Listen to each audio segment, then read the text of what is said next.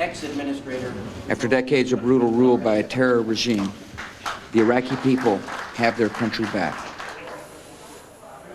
2 days early, 15 months on, America's man in Baghdad hands power to the Iraqis and heads unceremoniously for home. 10:26 Baghdad time, Blair and Bush in neighbouring Turkey whispering at the very moment of handover. A moment of self-congratulation as Bush scribbles a note to Blair. "Let freedom reign," it reads. Tonight we are live in Istanbul, where the NATO summit was suddenly and unexpectedly informed that power had indeed been transferred to Iraq's interim president and his ministerial team well ahead of the handover planned for this Wednesday.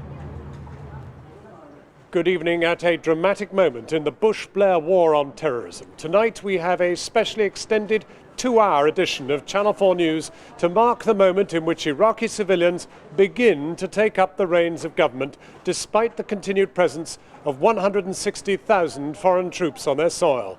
16 months after the first bombs, what has it all cost? What happens now?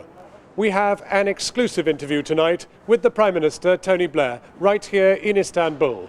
"We've won the peace," he says, and he himself takes a more independent line on some of America's actions.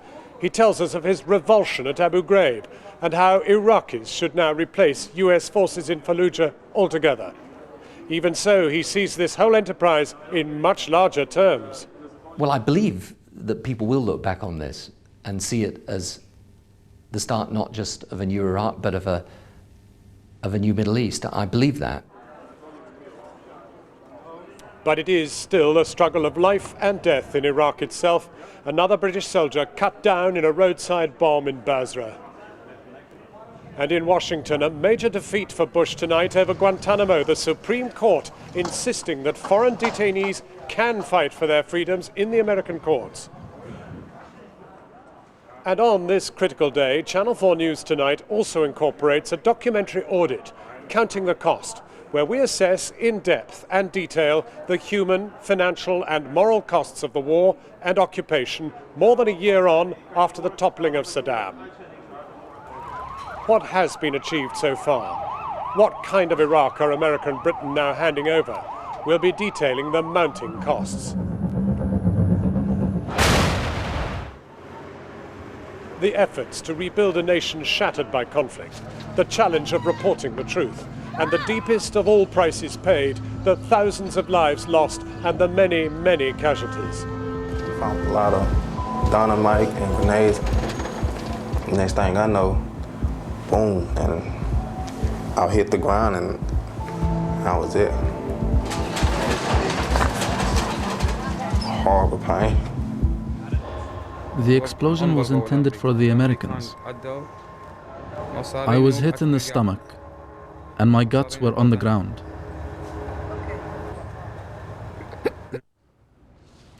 And the other headlines tonight, the Home Secretary takes the row over the Humberside Chief Constable to the High Court. David Blunkett lodged legal papers this afternoon to force David westward from his job. Plans to increase the number of organs available for transplant now look set for defeat. And Anthony Buckridge, the creator of the ultimate naughty schoolboys, Jennings and Derbyshire, has died. A moment in history, but it was Iraq's Foreign Minister Hoshyar Zebari who stole the thunder from Messrs Bush and Blair this morning, right here at the NATO summit in Istanbul, when he announced that Prime Minister Alawi in Baghdad had already told the coalition he wanted the handover power 2 days early. This in the aftermath of a bloody week of violence in which some 200 Iraqis have died, and with the threat of worse to come in what should have been the last 48 hours of the occupation. Here at least, both President and Prime Minister tried to build a private handshake in a Baghdad office into a major moment of history. 15 months ago, Saddam's regime was an enemy of America and the civilized world. Today, Iraq's government is an ally of both. 15 months ago, Iraq was a state sponsor of terrorism. Today, Iraq's leaders, with our support, are systematically fighting terrorists across their country. What is happening in Iraq, the battle for Iraq and its future, if you like, is in a genuine sense the front line of the battle against terrorism and the new security threat that we face. The new interim Iraqi government finds the country neither at peace nor in prosperity. Hence, little sign of celebration on the lawless streets of Baghdad today. The new government barely sworn in before announcing that tough security measures would be needed to contain the violent insurgency. And the spokesman for the coalition forces in Iraq, General Kimmitt, has told Channel 4 News that his troops could be in Iraq for years to come. He's been speaking to our international editor, Lindsay Hilson. She joins us now live from Baghdad. Lindsay. John, President Bush and Prime Minister Blair are presenting this as a momentous day. It didn't quite feel like that here. It was rather strange. Around 8:15 this morning, a few journalists were summoned to a press conference. When they got there, they found it wasn't a press conference. This was it. This was the transition to sovereignty. This was the ceremony. Ordinary Iraqis knew nothing about it. The news trickled out during the day. People found out piecemeal that they were already sovereign 2 days earlier than they had expected. And this was a ceremony which had happened far from public view inside the heavily protected green zone. As recognized in the UN Security Council Resolution 1546, the Coalition Provisional Authority will cease to exist on June 28th, at which point the occupation will end and the Iraqi interim government will assume and exercise full sovereign authority on behalf of the Iraqi people.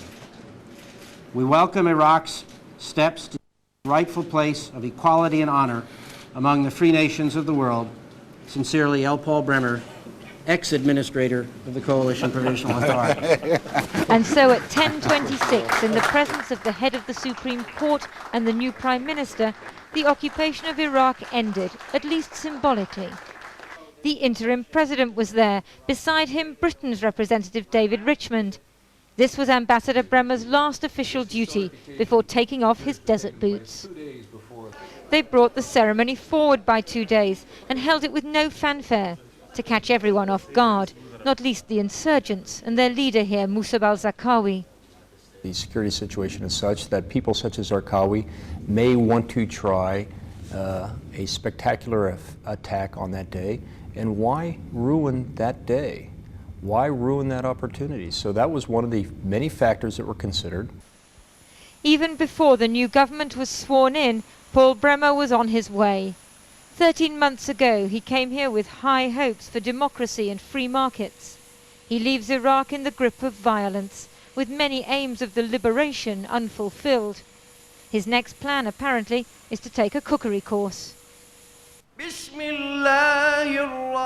Verses from the Quran as they waited for the swearing-in ceremony. The interim Prime Minister Ir Alawi and other members of the government know that the only way to gain popularity with the majority of Iraqis is to make them feel safe in their own homes and on the streets again.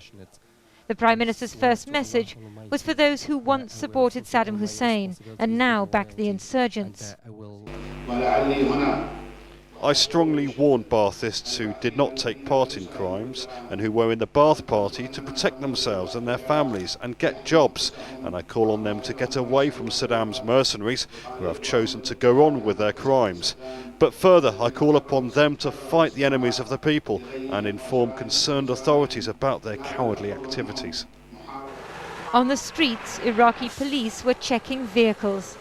Everyone's on heightened alert for the next few days. We expect the security situation to continue to be fairly dreadful for the next couple of days and perhaps weeks as people such as Zarqawi, people such as Izzat Ibrahim al-Duri, groups such as Ansar al-Islam, groups such as the 1920 revolution, now try to test this new government, try to see what it's made of, see if it can stand up to these types of terrorist attacks. American troops removing razor wire. The idea is to give the streets back to the people. This is Firdoz Square, where the statue of Saddam was pulled down. But unlike when the Americans arrived, there was no jubilation today, no celebration. Rather, from officials and ordinary people, a sense that this is overdue. In my opinion, it is not too late, but certainly late. We should have had sovereignty on the day after liberation. There was a lot of debate among Iraqis and with the coalition at the time whether we should set up a provisional sovereign government. but better late than never. Every Iraqi should be proud of this day. We should love our country. We are with the new government and we will support it. This is a great day in the history of Iraq. This is the happiest day for Iraqis. The next great day will come when the foreign forces leave Iraq. In Basra, the British held their own ceremony with officials in the south. It was meant to be a passing out parade for newly trained border police. But when the date for the transition to sovereignty was suddenly brought forward, they celebrated that too. But ceremonies don't change reality. A British soldier was killed and one injured by a roadside bomb this morning. And foreign forces won't be leaving Iraq for many years. From tomorrow, however, the Americans say the relationship will be different. We have to consult with the government of Iraq now for sensitive military operations. We didn't have to do that before. And we're enjoying the opportunity to interact more with the Iraqis, to set up the mechanisms by which the multinational forces and the Iraqi forces can operate together. Tomorrow we will be briefing them on our military operations for the past 24 hours. A responsibility we did not have yesterday, a responsibility which we take on ourselves tomorrow. The Iraqi flag, which the Americans at one point tried to change, is flying over government buildings again. But with so many foreign troops remaining here indefinitely, Iraqis may need convincing that today's hurried handover is for real. Lindsay, it's such a bizarre experience, this standing here at 1,002 miles north of you, here in Istanbul, you in Baghdad. I'm here with Bush and Blair. They're talking about new beginnings, a birth of a nation, you know, all these sort of great moments of history. And you're down there in these totally muted circumstances. How is this new, supposedly sovereign government going to persuade ordinary Iraqis there's really been any change at all? I don't think it's going to be easy. When you go into Prime Minister Alawi's office, he's surrounded by foreigners, British advisors, American advisors, you name it. And they know that the hardline insurgents are not going to be convinced. They've already put postings on their websites describing the new government as servants of the Crusaders. But the key people who he has to get at are people who hate the American occupation, have become extremely disillusioned, but who also hated Saddam. They at the moment could be described as, some of them, as passive supporters of the insurgents. They're not passing on intelligence and so on. They're just sitting there and letting it happen. These are the people who the new Prime Minister is trying to reach and who he spoke to particularly today, because he knows if he manages to persuade them that this is a chance for Iraqis, that this is a chance that sovereignty can be real, then there is a possibility of overcoming this insurgency. Lindsay Hilsum in Baghdad. Well, now here in Istanbul, NATO leaders are trying to put their differences behind them with a very deliberately vague promise to help train the new security forces in Iraq. But France is still openly opposed to any formal role for the alliance. On the sidelines during the invasion and the war, will NATO now be any more involved in the future of the new Iraq? And just how sovereign will the new sovereign Iraq really be? Our foreign affairs correspondent Jonathan Miller has this. The summit was in full session, but the president of the world's most powerful country couldn't keep the smirk off his face. Caught red-handed, smuggling notes in class. The one passed to him had read, "Mr. President, Iraq is sovereign." His scribbled response, "Let freedom reign." He let Tony Blair in on the presidential secret. Nobody else in the room had a clue what was going on. An almost palpable sense of relief on their faces, though. The occupation was over. At least, that was how they'd present it to the world. And a few hours later, that's exactly what they did. Earlier today, 15 months after the liberation of Iraq, and 2 days ahead of schedule, the world witnessed the arrival of a free and sovereign Iraqi government. Conveniently enough, it had already been designated Iraq Day at the Istanbul summit. Hints that something was afoot in Baghdad emerged early this morning. Iraq's foreign minister, it seems, let the cat out of the bag. We will challenge those elements in Iraq, the terrorists, the criminal, the Saddamists, the anti-democratic forces, by bringing even the date of the handover of sovereignty before the June 30th as a sign that we are ready for the job. Thank you. Oops. But before long, everyone knew, and leaders of the military alliance were being lent on to take a robust role in helping stabilize Iraq. The fact that they didn't illustrates just how divisive the Iraq issue remains.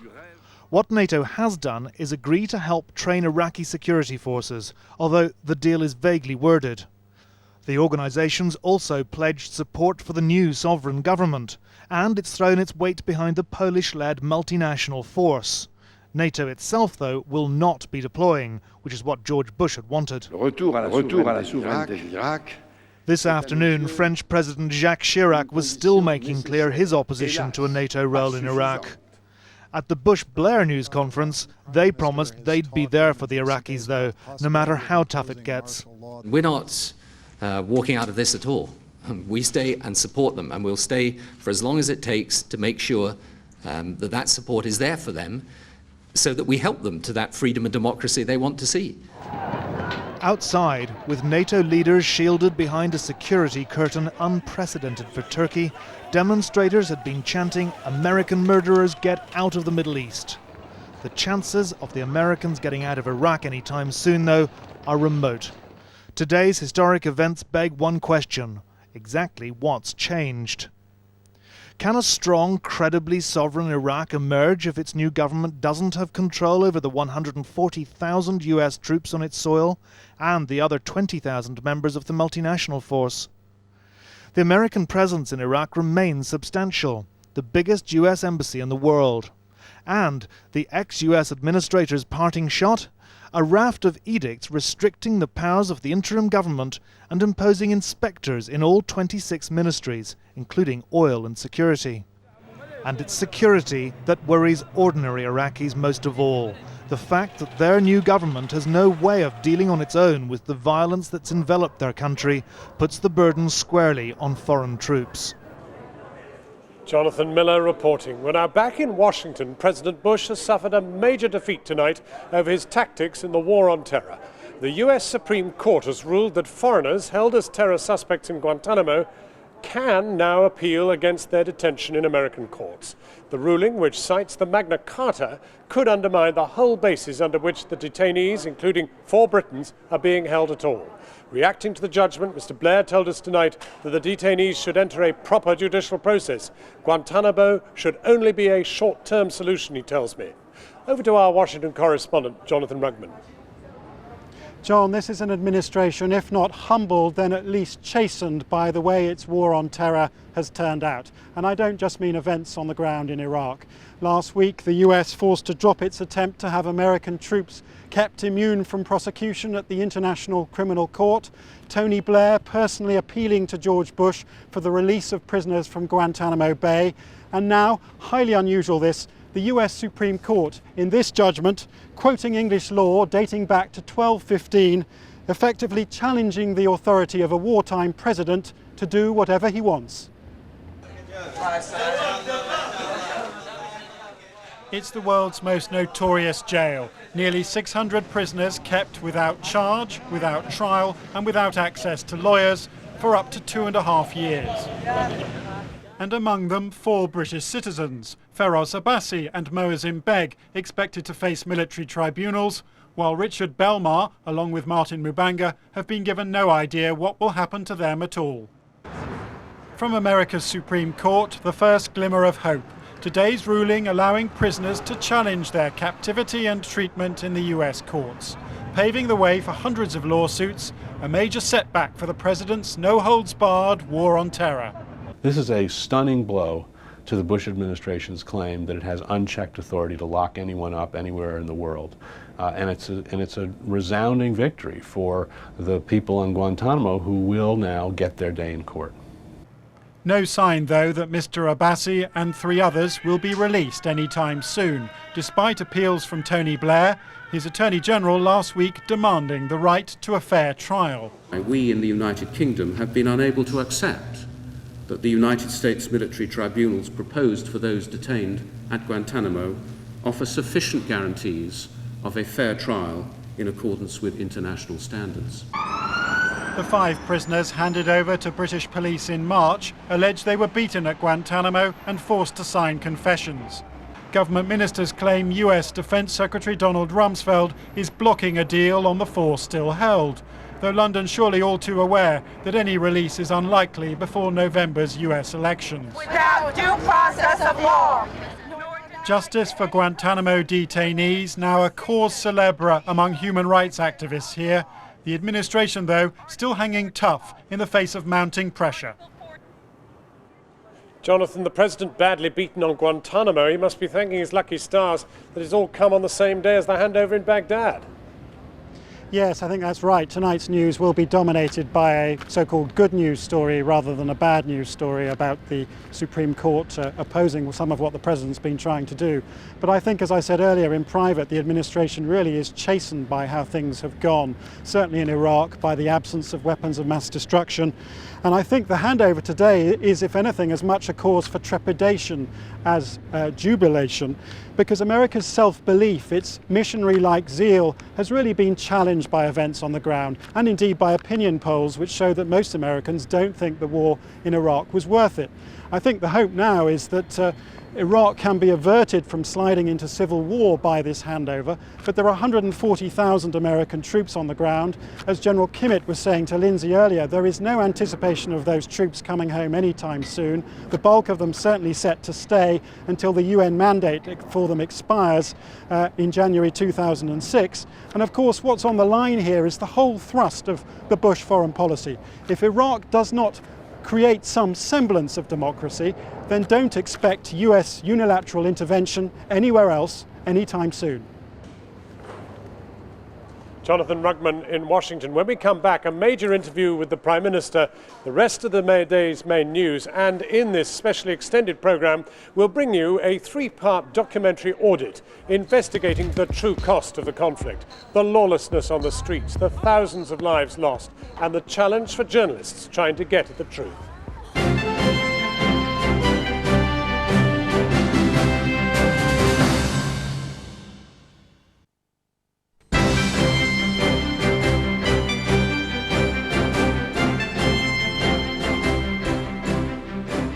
Welcome back. In a few moments, counting the costs of the war on Iraq as the occupying powers transfer power early to the new Iraqi authorities. But first, let's go to London for more of the day's news from Alex Thompson. Thanks, John. And the Home Secretary is taking the row with the Humberside Police to the High Court. Legal papers are being lodged to have David Westwood suspended after the police chief and his force were heavily criticised in the inquiry into the Soham murders. Carl Dinnan reports. Humberside Police still had their Chief Constable David Westwood at the helm today, but with government legal action hoving into view, some might be wondering for how much longer. On Friday, his police authority refused to suspend him, asking the Home Secretary, David Blunkett, to reconsider. He declined their invitation. So today they asked him again. They released this statement. Humberside Police Authority has today written to the Home Secretary setting out the reasons for its decision to request the Home Secretary to reconsider calling on the police authority to suspend Mr. Westwood. The Home Secretary has been invited to consider these reasons before embarking on legal proceedings. This evening, David Blunkett responded to the police authority's letter, saying there was nothing new in it to make him change his mind. And he said that as they weren't doing what the law said they should, he was taking legal action. He went on to say, "I remain of the view that Chief Constable Westwood should not have operational control of the force, while Humberside Police Authority and I consider the appropriate way to respond to Sir Michael Bishard's findings." Mr. Blunkett also said it had been agreed with police authorities that this was exactly how such serious circumstances would be handled. This evening, Home Office lawyers are lodging papers with the High Court asking for a hearing. David Westwood still believes he should be the one to steer his force through the necessary reforms, but it may not be long now before he is relieved of his command. Carl Dinnan there. A 28-year-old man has appeared in court in Glasgow following the death of a young boy. Mark Cummings' body was found in the basement of a block of flats on Friday night. The 8-year-old was last seen hours earlier playing football with friends. Yet another prisoner has escaped custody in Scotland thanks to the controversial security firm Reliance. David Duffy was being taken to Glasgow Sheriff Court when he forced open a hatch in the roof of a security van and escaped. The private security firm has mistakenly released or lost at least 6 other prisoners since it won a contract to take over escort services to and from court at the beginning of April. A proposal to scrap the organ donor card scheme and replace it with a system of presumed consent now looks set to be defeated in the House of Commons tonight after Labour MPs were denied a conscience vote. The government is opposed to the principle of presumed consent, which would reverse the current system of opting in for the donation of human organs. But ministers face a cross-party push to force people to opt out instead in a bid to boost organ transplants. Petrified paint pots and fossilised fish hooks, just 2 of the phrases immortalised in the popular Jennings books, whose author died today. Anthony Buckridge, who was 92, wrote over 20 books about the schoolboy's antics at Linbury Court School. Our arts correspondent, Nicholas Glass, has this. English prep schools have long been a rich source of comic writing. J.C.T. Jennings, Jennings to his readers, and his bespectacled chum Derbyshire were as famous in their day as Billy Bunter and Nigel Molesworth. Anthony Buckridge wrote 25 Jennings stories beginning in 1950. He'd been to a prep school himself and had taught in one. They started as a bribe, really, during school dinner. Finish up your prunes and custard in 30 seconds flat and I'll tell you a story. Jennings began on BBC Radio on Children's Hour on the Home Service. The author and his young actors made the front cover of the Radio Times. Then, as he always did, Jennings had his own particular vocabulary. What I did was to make up my own words, or borrow them from something that couldn't be caught up with by fashion. For example, they're very fond of calling each other a clodpole. Now, that's a good Elizabethan word. Fossilised fishhooks was their great sort of exclamation, which I made up.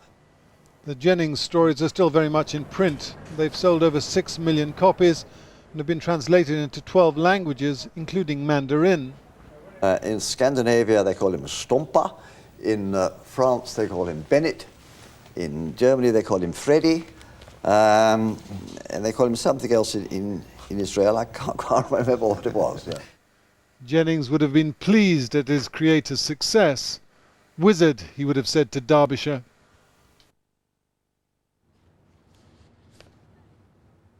Anthony Buckridge, who died today. To Wimbledon, and the signs are that Tim Henman has put his usual early tournament jitters firmly behind him in a bid to progress to the quarter-finals. Centre Court saw the British #1 play some of the most exciting tennis of his career. The steely gaze of one Tim Henman, facing last year's beaten finalist Australian Mark Philippoussis. Of course, it's hardly been a vintage week for English sport, not that the crowd seem to have noticed, urging their man through a deceptively easy first few games. Could this really be the Tim Henman we've come to know and love, adding the precision lob to his usual grass court repertoire of serve and return? Poised, calm and sharp. Henman had found his form, taking the first set 6-2. The second, however, was a rather more protracted affair, although not without the odd flash of brilliance, not least the winner.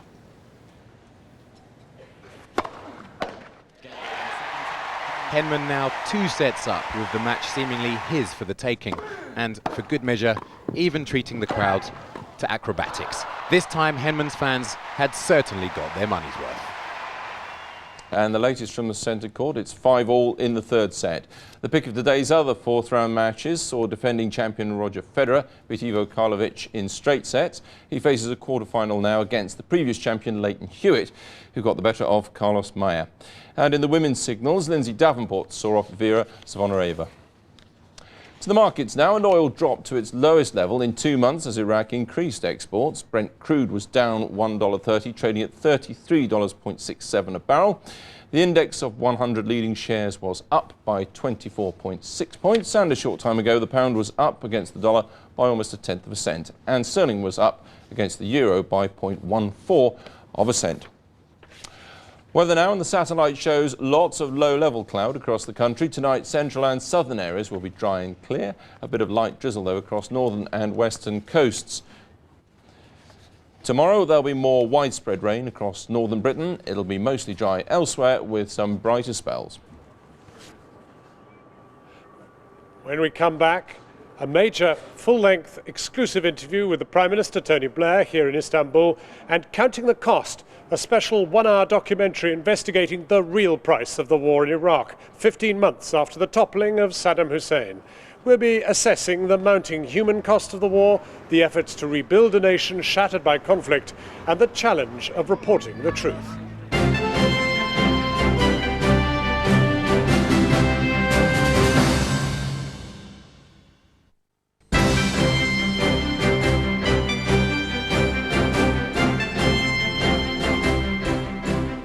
Welcome back to Istanbul. You're watching a specially extended edition of Channel 4 News tonight.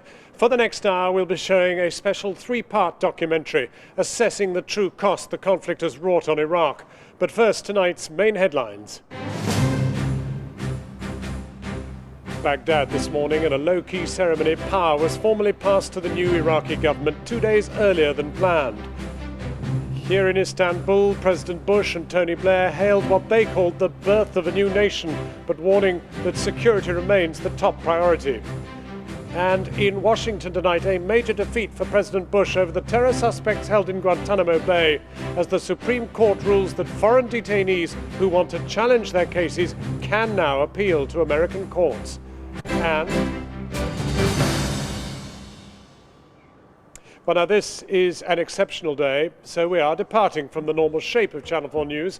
Over the next 3/4 of an hour, we have a special documentary assessment of the true costs of the Iraq War on the very day the Americans declared an end to their occupation.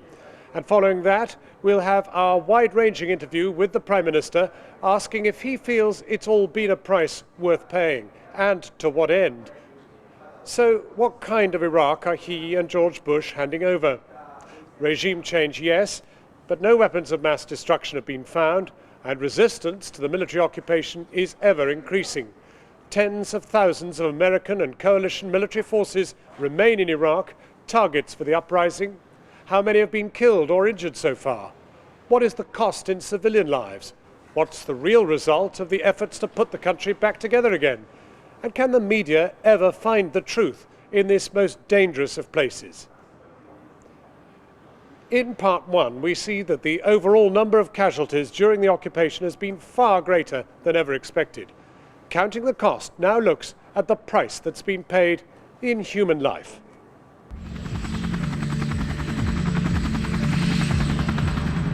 Tom Keyes had been serving in southern Iraq for 4 months.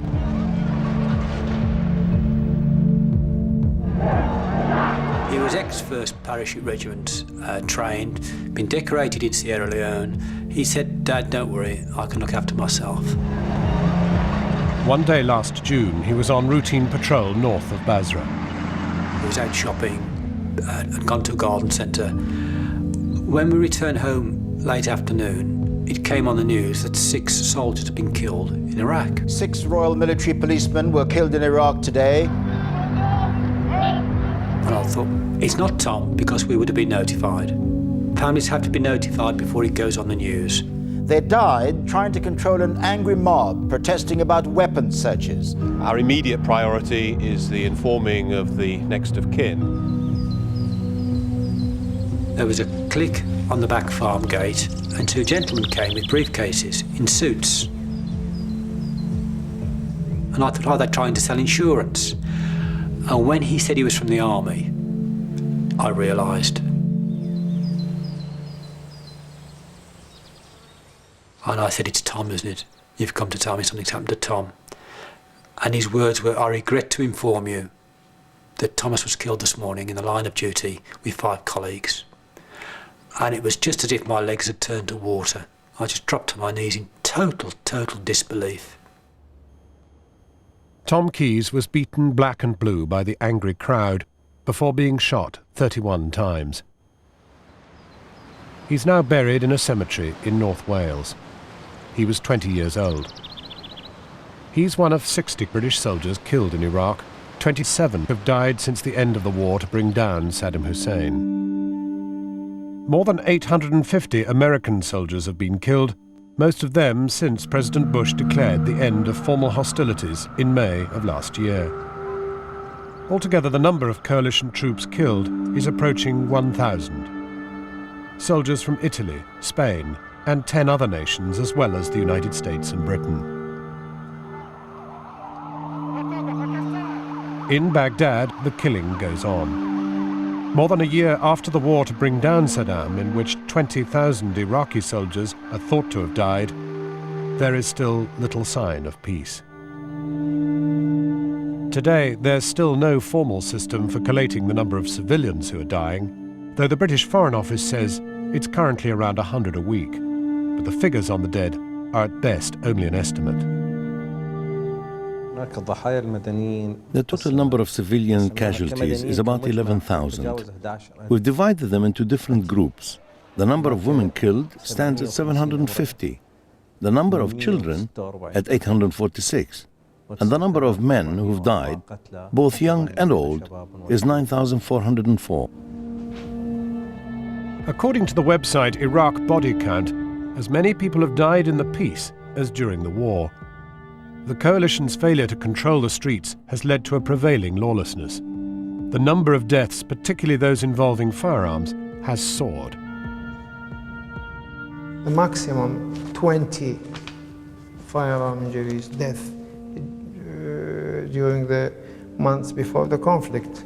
Now they become up to 500, 30 times more than normal.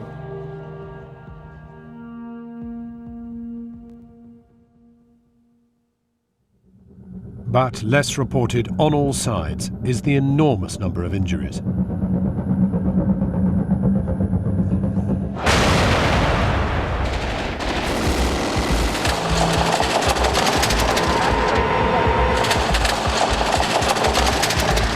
Swing the taillight around. Landstuhl Hospital in Germany. 5 times a week, the giant American transport planes unload at the nearby airbase. The buses making the short journey are packed with the wounded who've survived the long flight. We have shrapnel wounds, we have gunshot wounds, we have blast wounds, we have burns.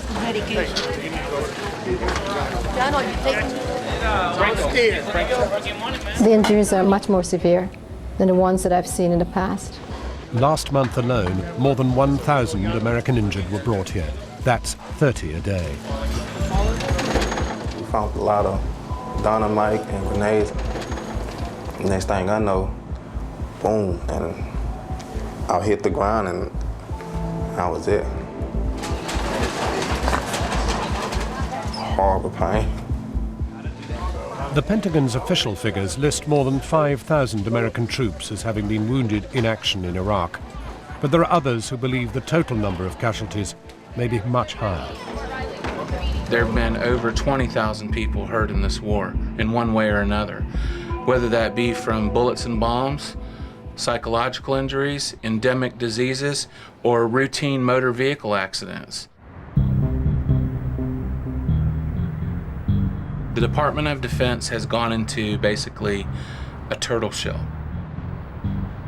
They do not respond to media inquiries for data on what are the facts and figures that we know they have. And this data is not classified.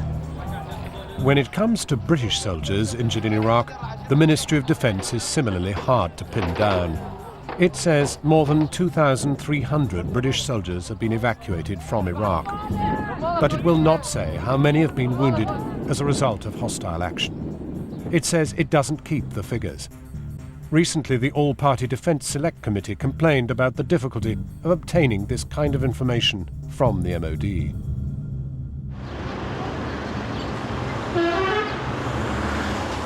The chaos in Iraq means that it is impossible to know just how many Iraqis have been injured.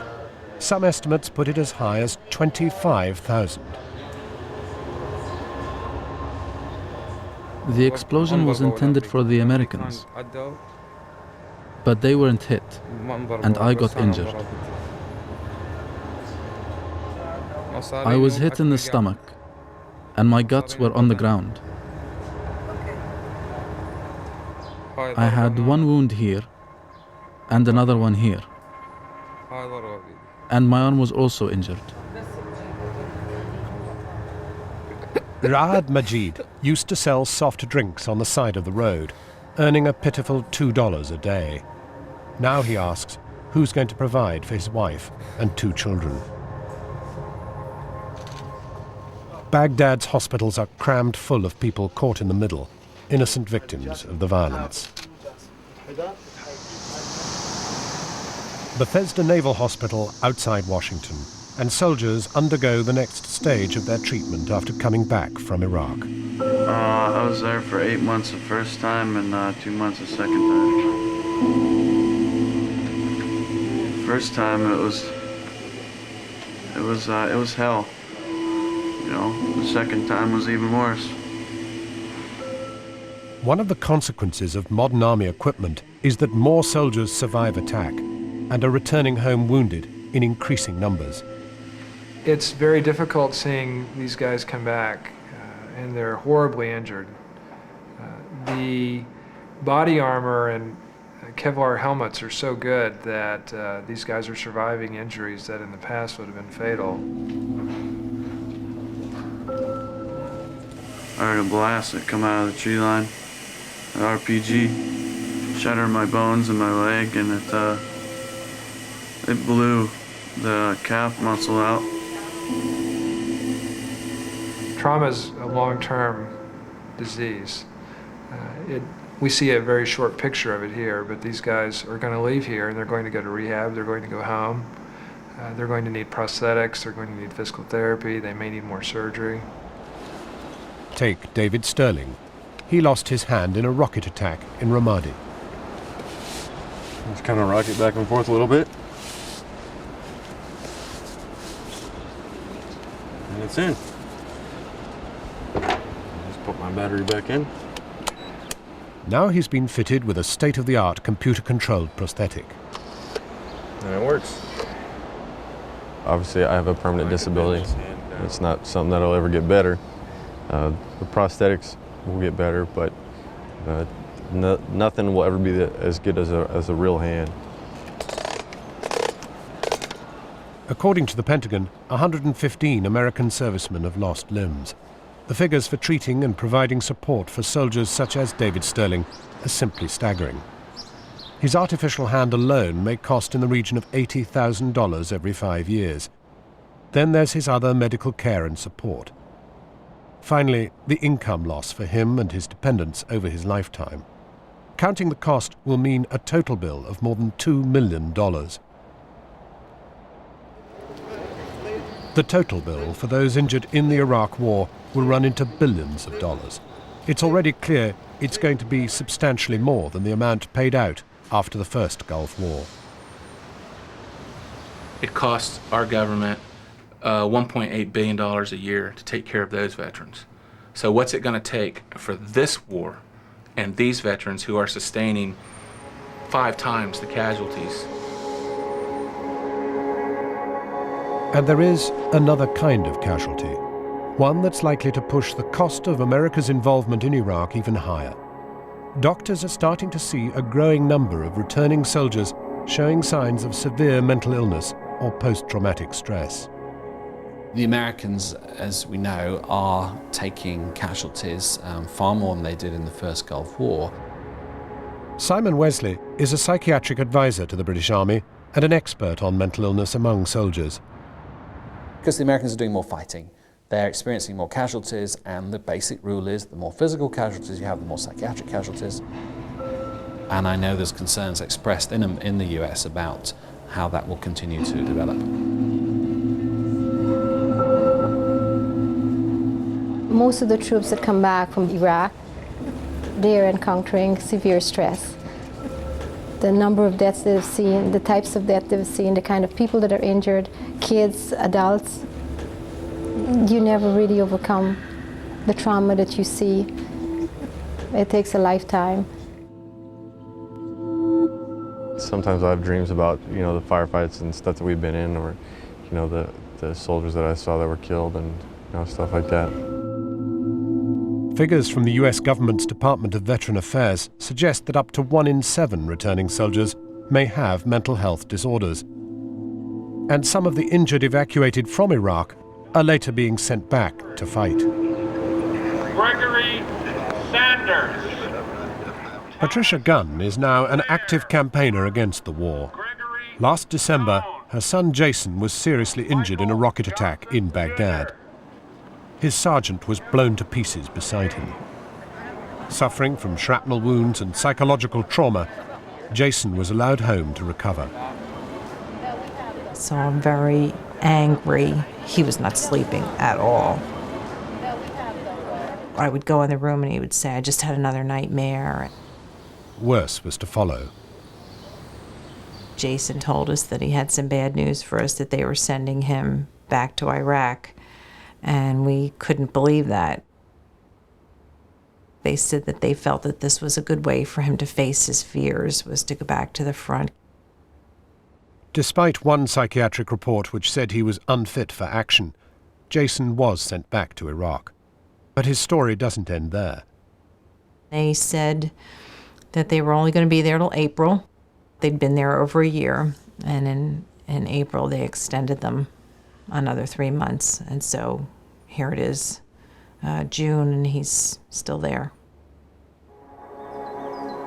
Jason Gunn has now been on active service for 14 months. Thousands of American soldiers, National Guard and reservists are now doing extended tours of duty because of the shortage of ground troops. British soldiers, by comparison, serve no longer than 6 months. You give people a term of duty, and it is certainly not good for morale if that is then extended. People are expecting to come back to their families, particularly if they're reservists and are coming back to their jobs, and then they're told, no, you've got to stay out a bit longer. You don't have to be Sigmund Freud to realise that that's not going to go down very well. 15 months after America went to war, some of her soldiers are resorting to suicide. Already at least 24 have killed themselves in Iraq. Another 7 have taken their own lives on their return.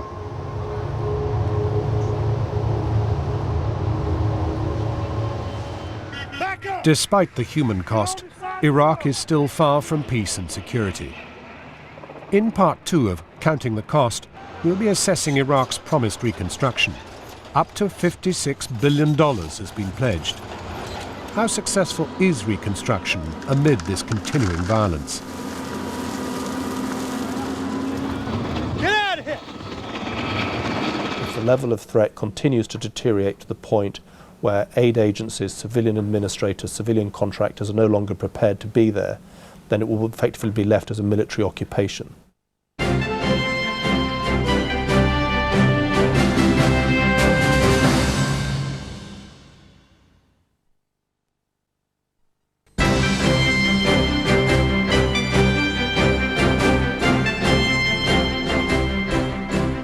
You're watching a special edition of Channel 4 News, coming to you live from Istanbul on the day the American-led occupation of neighbouring Iraq was formally ended. Now, we've seen just now the terrible cost in life and limb of the war and its aftermath. But what now of the country itself? The Bush-Blair post-war vision is potent, a free and democratic Iraq, emerging from the ruins of Saddam's regime and a beacon for change across the Middle East. We'll probe the likelihood of that later on in an interview with the Prime Minister. But the struggle to put together a country torn apart by war is proving a Herculean task, and much of it dependent on private enterprise. Foreign contractors face the growing risk of attack, kidnapping, and even death. For many Iraqis, instead of security, there is chaos. In place of prosperity, lawlessness and fear. It's left them wondering exactly what almost 15 months of occupation has really achieved. In part 2 of Counting the Cost, we examine what's happened to the promised reconstruction of post-Saddam Iraq.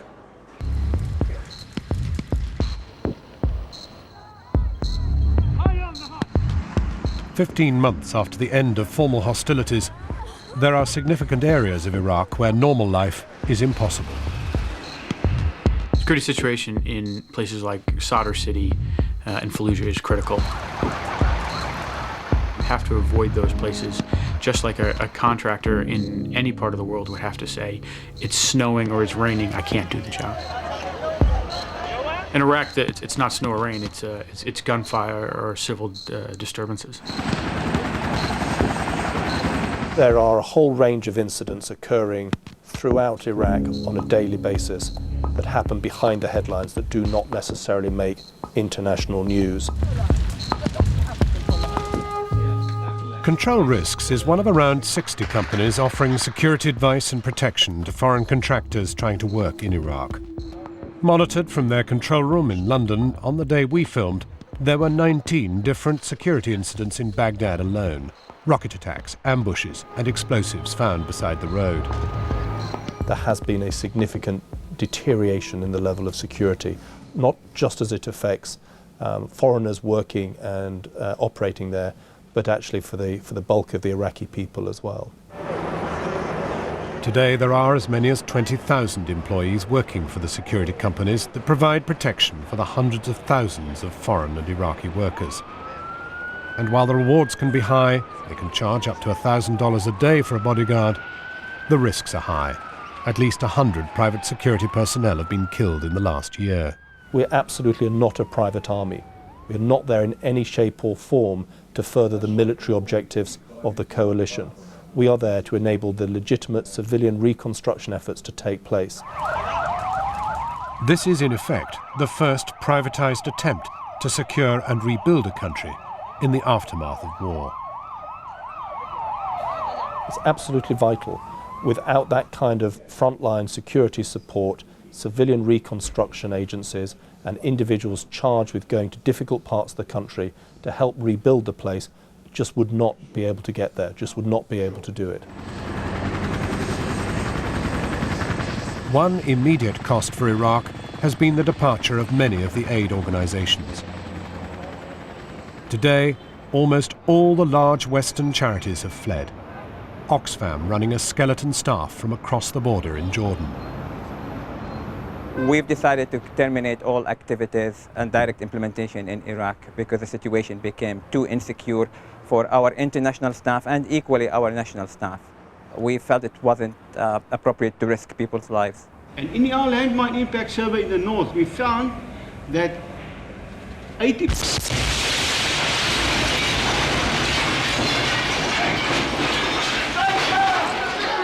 It was the bombing of the United Nations in Baghdad last August that marked the slide toward chaos. A symbolic target perhaps, but scenes that have been repeated many, many times since. Oxfam is hindered by security concerns of being kidnapped or being shot at, or being taken hostage, or by people targeting our offices, premises and vehicles. The chaos and general lawlessness mean that few are unaffected, even children. This 12-year-old boy was seized from his parents, held hostage for 3 days, then released after the ransom was paid. In April alone, there were 30 kidnappings with ransoms of up to $500,000, and those are just the reported ones. Order and security have completely disappeared. It was much better before. There is no security, and lots of scary things are happening. But look no further than the schools to see that real reconstruction is possible in Iraq. The coalition says that more than 2,500 schools have been rebuilt, 70 million textbooks reprinted. At this school, there's a new roof, new lighting. Along with these improvements, teachers' salaries have been increased dramatically. A head teacher used to earn around 10,000 dinars. Now they earn up to 550,000 dinars, depending on their experience and qualifications. That is a big change. Change is reflected too in the beginnings of a business culture. Typical of the kind of person the coalition is trying to encourage is a Jordanian entrepreneur, Suhail Salah. He came to Baghdad a year ago to set up a furniture business, and he sees great prospects ahead. Iraq is, after all, a country of 25 million people with the world's second largest oil reserves. We started from scratch. There was nothing here. No faxes, no telephones, nothing. Iraq is a promising market. Any businessman would dream of doing business in Iraq.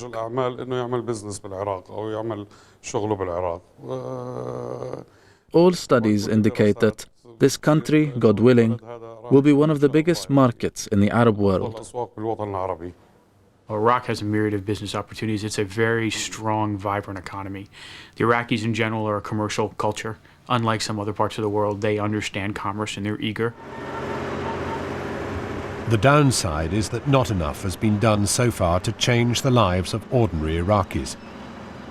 Only about 1/5 of the $18 billion handed out by the American Congress for rebuilding projects has been spent. Many blame bureaucratic delays. Everywhere you look, there's evidence of the desperate state of public services.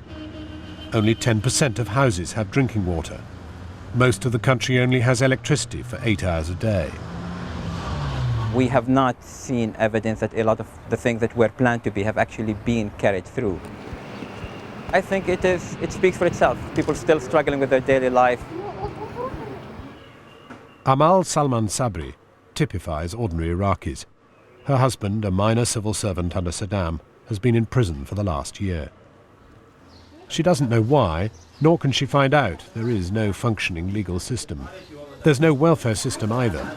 So with no income, she's had to sell some of her furniture and rely on family handouts. In the local food store, she's paying 1,100 dinars for the family's vegetables, just under $1. Prices have risen by 40% in the last year. Salaries are better now, and people who have jobs are better off. But people like us are worse off. We thought that things would get better after the war. The cafes may be full, but there's not much else for these men to do. Unemployment remains high, up to 50%. Even though many here welcome the fall of Saddam and their newly gained freedom of speech, there's skepticism about what improvements there have been. One man, a poet, applauds the end of censorship, but says much else has got worse. Nothing has taken place that suggests that things are getting better. We need freedom of action, not freedom of speech. Chief among the problems identified here is the unreliability of the electricity system. The power supply is taking far too long to restore. We know there are problems, but we had expected better. Many Iraqis are disappointed that the much-heralded reconstruction has, so far, failed to deliver the most basic human necessities. They said to us, America can put a man on the moon, but we don't have power and water. Why aren't you doing something about it now? Sir Hilary Sinnott ran the reconstruction of southern Iraq until January. They came to us with lists, massive lists of demands which they expected to be fulfilled instantly. Now, any engineer knows that these things take time. That time was out of kilter with the expectations of the Iraqis. It's not just the failure to bring about rapid change. Britain and the United States had little idea what they were getting involved in. There was also a degree of lack of knowledge on our part, the West, if you like, because we didn't know how bad the state was, and the state of infrastructure was, until we investigated it, and because people thought maybe you could build a power station in Iraq in a similar sort of timescale that you could in the UK. The big projects take time. This is the Dora power station outside Baghdad. It's producing just 1/4 of its pre-war capacity. That means power cuts every 3 hours. While $6 billion has been set aside for modernizing the electricity system, money alone isn't enough. American and German companies were supposed to take over much of the rebuilding work, but they haven't. After the war, Bechtel, Siemens and Babcock sent their experts over, but because of the security situation, they pulled out.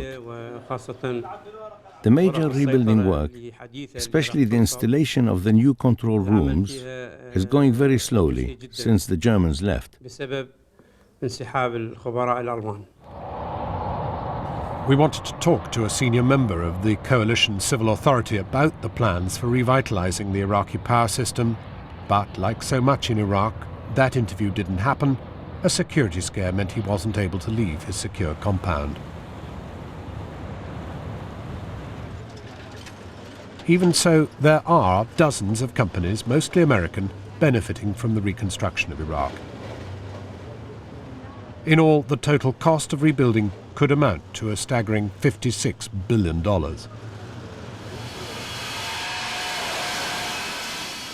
Mabey & Johnson, a Reading-based engineering firm, have gained a foothold in this lucrative if volatile market. They've been awarded a $30 million contract by the US military to build bridges. But the work has been far from straightforward.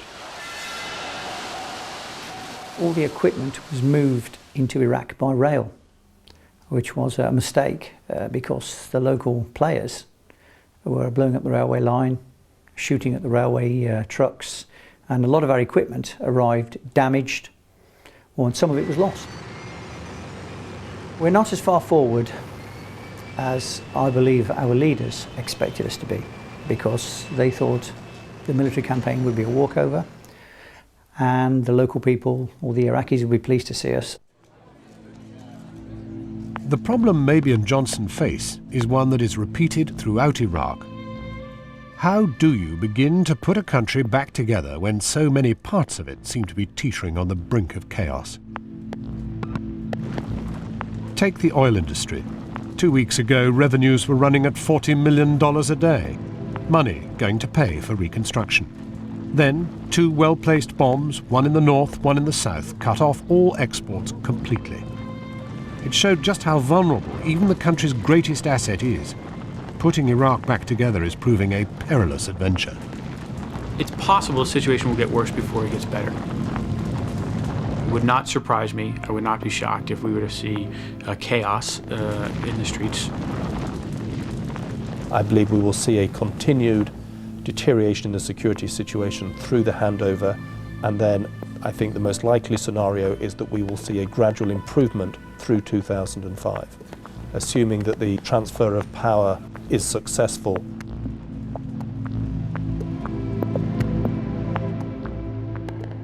A free and informed media is an essential in counting the cost of the war. In part 3, is the first casualty of this war already the truth? People know that there are Westerners staying in these hotels, so we're sneaking in round the back to sort of minimise the danger of going up in smithereens.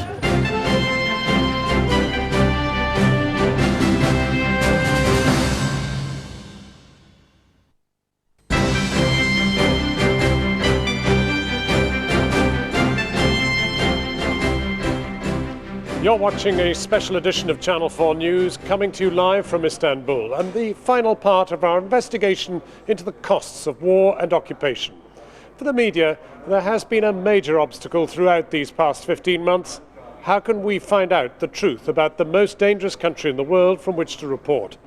Foreign journalists have been targeted by the insurgents, some taken hostage, and both Western and Arab media sometimes fall foul of the American military. As we've discovered, when it comes to counting the cost in Iraq, the immediate challenge is being able to get at the truth.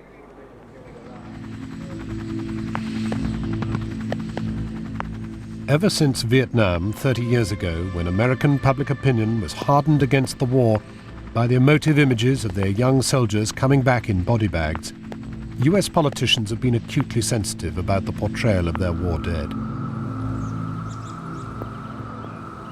So, while Americans may today be able to pay tribute ceremonially to the casualties from Iraq, the media's ability to use such potent images has been tightly controlled. In fact, such pictures have been banned completely, underlining the Pentagon's determination that the Vietnam experience will never happen again. A few months ago, a woman from Seattle changed all that. Tammy Silicio and her husband were working for an American cargo company at Kuwait Airport. In early April, she began to see growing numbers of American dead being sent home. I was very proud of how our military took care of our fallen heroes. They have a small ceremony, kind of, as they load the coffins onto the loader. And I was watching that ceremony. It's an amazing thing to see the respect that they get. I was so moved. It seemed okay to go up there and just take that shot, and sent it home to my family, some of my friends. One of my friends that I'd sent it to, she looked at it as a very powerful picture, and she sent it to the Seattle Times. I opened up the picture, and as soon as I saw it, it was a tremendous picture, dramatic. It took my breath away. It was a picture of the coffins, and the road just went on and on forever down through the plain. I told her it was a great picture. We would love to use the picture. On April the 18th, Seattle awoke to the picture that Tammy Silicio had taken, splashed across the front of the newspaper, and then syndicated around the world. We knew it was going to be big. We knew it was going to make a big splash. I had no idea that it was going to be international splash. And calls started coming in from all over the world. After the picture ran, our website got over 200,000 hits on the picture itself. People thank me for helping them realize what is going on in Iraq. Soon after the pictures were published, Tammy Silicio and her husband were both sacked for breach of contract. The company they worked for, Maytag, has an $18 million contract with the Pentagon. Control over the media is just one of the problems facing the press in Iraq. It is now the most dangerous place on earth from which to report. Since the war to bring down Saddam, more than 40 journalists and their support staff have lost their lives. Many have been killed by Iraqi fighters. These stories are happening at places where, as a Westerner, you're also a target. If you go there recklessly or carelessly, you too could become part of the story.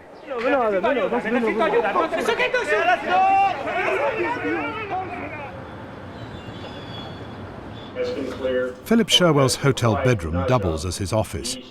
He's a correspondent with the Sunday Telegraph, one of only 12 British national newspaper journalists reporting from Iraq.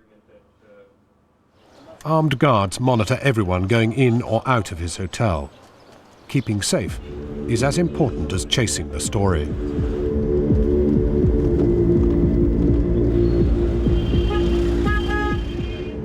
Which route are you taking, Amir? Left? Yeah.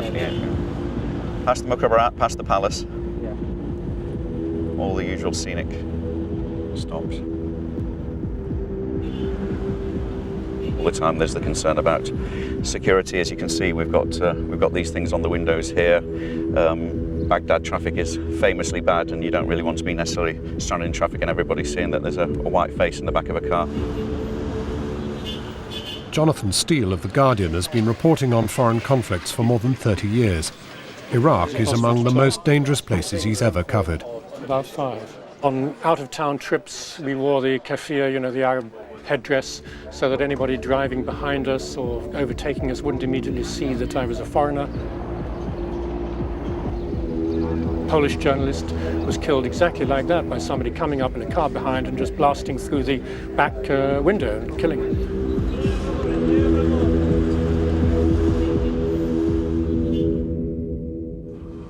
Such fears have prompted Philip Sherwell to send Iraqis to places where he judges it's unsafe to go.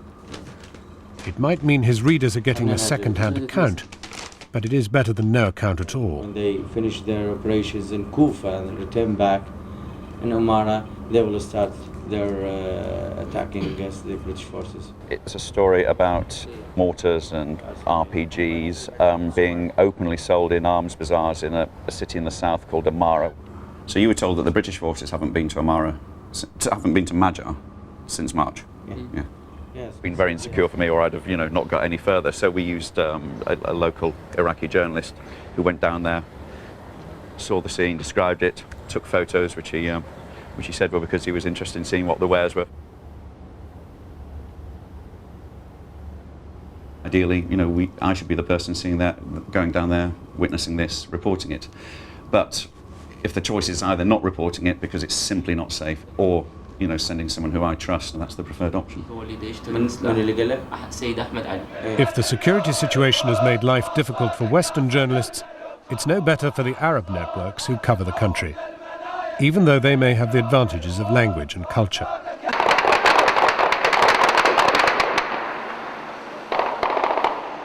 When we are working, it's a very hostile environment.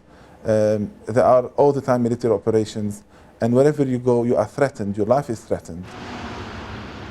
But it's not just fear for their lives that is stopping journalists from giving the full picture.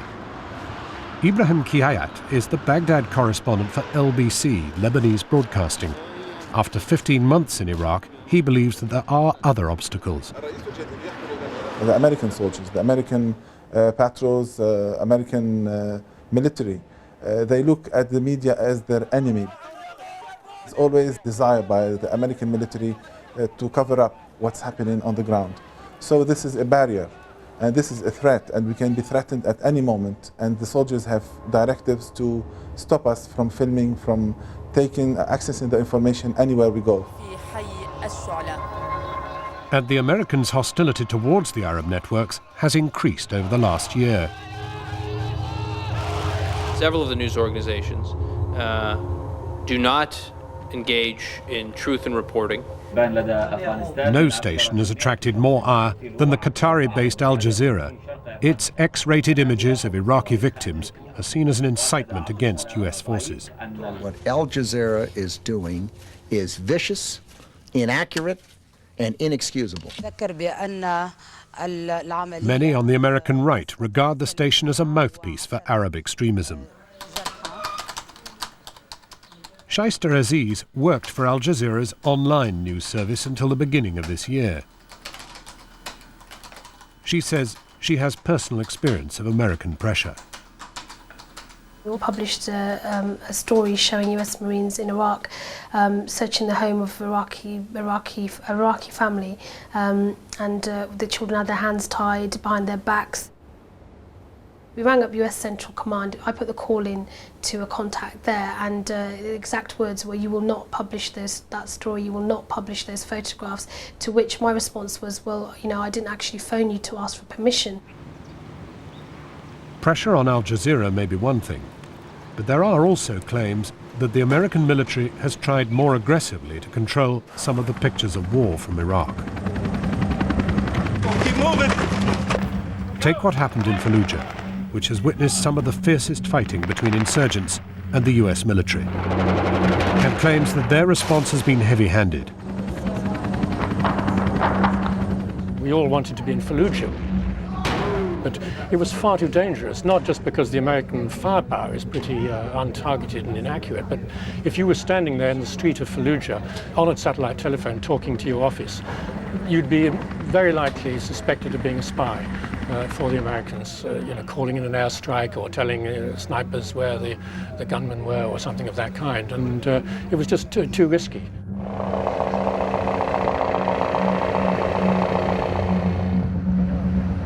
An Arab crew from the Reuters news agency did go to Fallujah. Their experience provides a chilling example of what can happen if you fall foul of the Americans. They were near Fallujah filming the aftermath of a helicopter which had been shot down that day. And they were filming troops at a checkpoint a few hundred meters from the helicopter crash site. About half an hour later, they were detained by US forces. As soon as they were detained, I informed the US military that they were Reuters staff. Later that day, there was a press conference in Baghdad.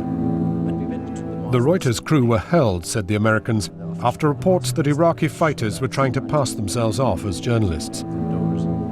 I have a report given by the 82nd Airborne Division that says they were fired on by people with small arms and rocket-propelled grenades wearing clothes that had the word press visibly marked on them. We went to Fallujah to the camp where they're being held, but we couldn't see them.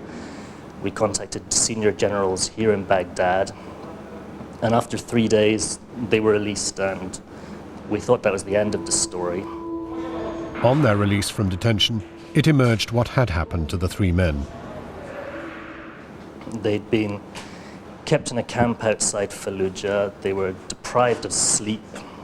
They had bags put over their heads for long spells of time.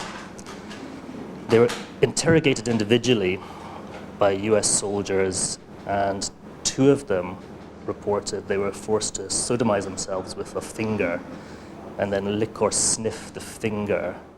In response to Reuters' demands for a full investigation, the US military conceded the crew had been deprived of sleep and threatened, but overall there was no proof of abuse. The 3 men are still too traumatized to talk about what happened.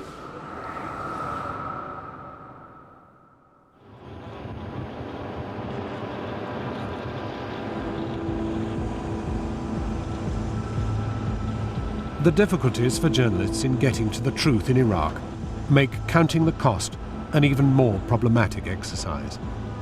It is inevitable the military costs will rise. Despite the handover, up to 160,000 American and other coalition troops will still remain in Iraq. The estimated human cost is vast, a total of dead in the region of 30,000, and many thousands more left wounded.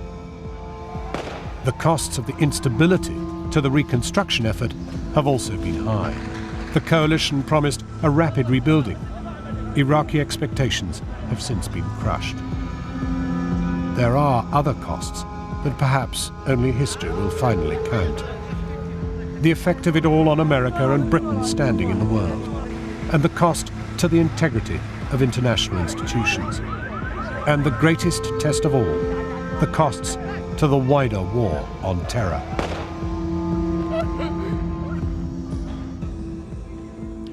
The price already paid and the cost yet to come in material and human lives.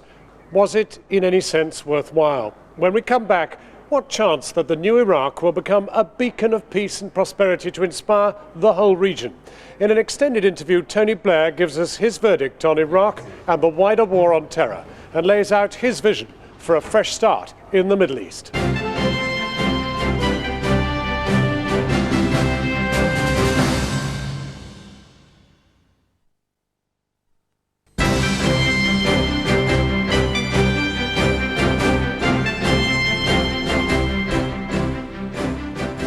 Welcome back to this specially extended Channel 4 News, coming to you live from Istanbul, from this NATO summit where the British and Americans in particular have been celebrating handing power back to the Iraqis 16 months after toppling the tyranny of Saddam Hussein. We've counted the costs of that war and the bloody occupation.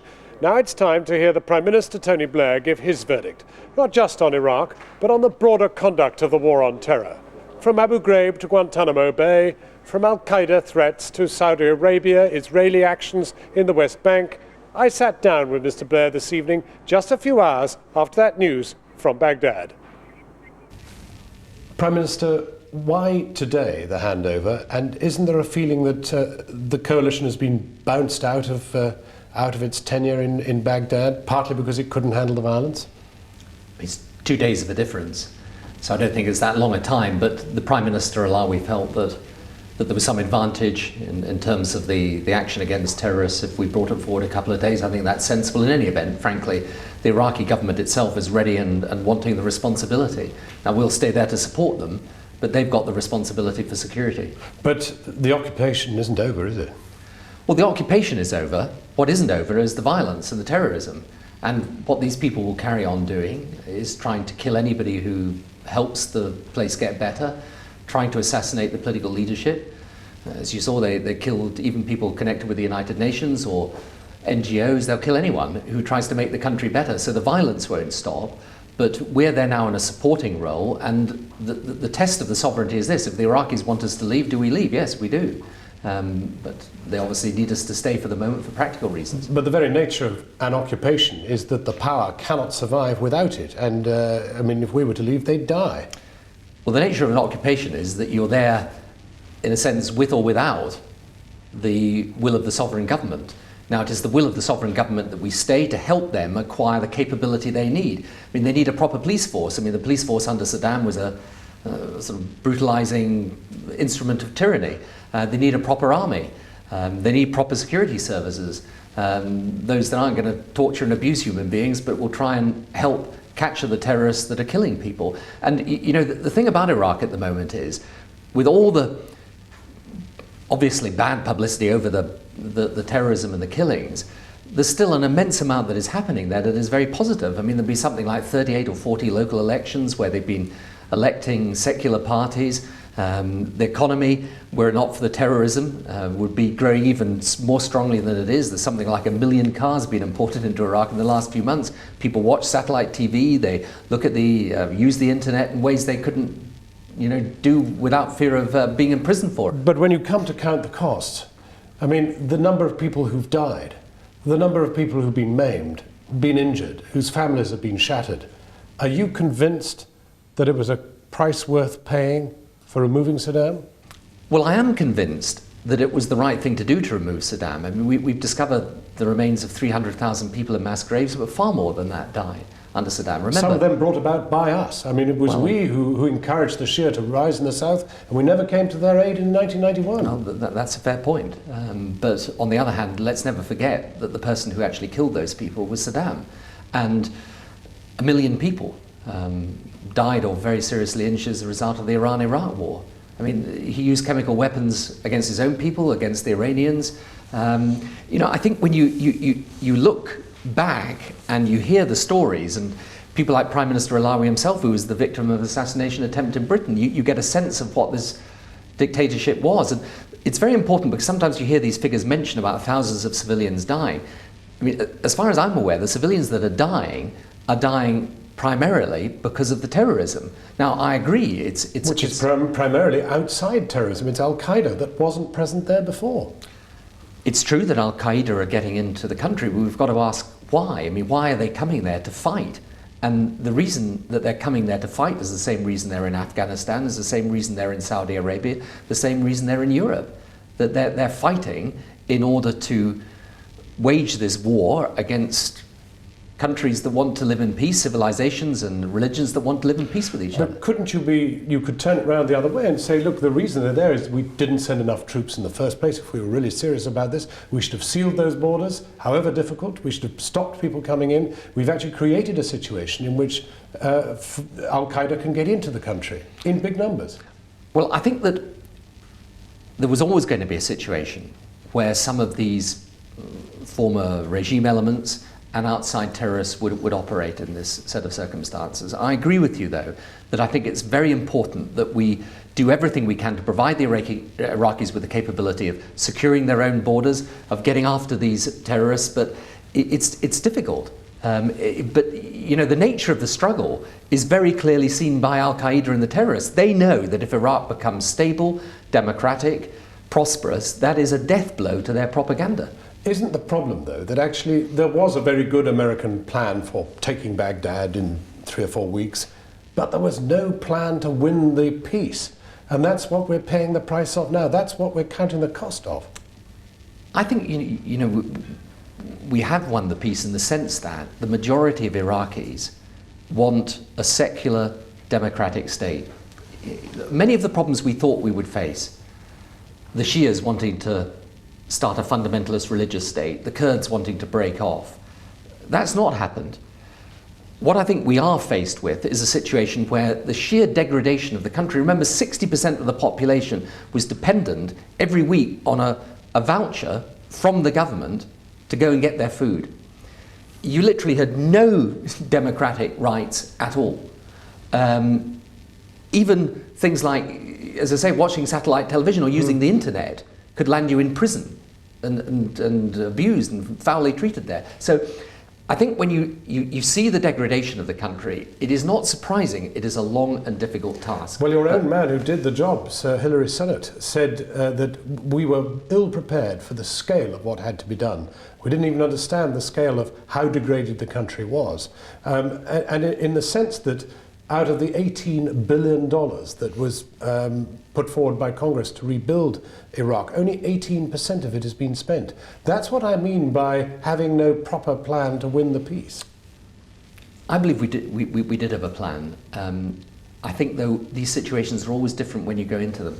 I mean, just before the conflict, the main part of our preparation was that people said, look, there'll be a humanitarian disaster. You will have possibly millions of displaced people. And there was a huge focus on that.